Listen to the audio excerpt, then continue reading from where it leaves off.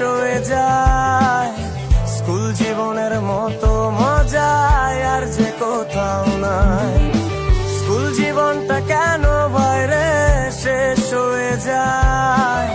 School জীবনের মতো মজা আর যে কোথাও নাই। আমার সেই দিনের স্মৃতিগুলো নয় রে ভোলার নয়। সেদিনটাতে ফিরে যেতে ভীষণ ইচ্ছে হয়।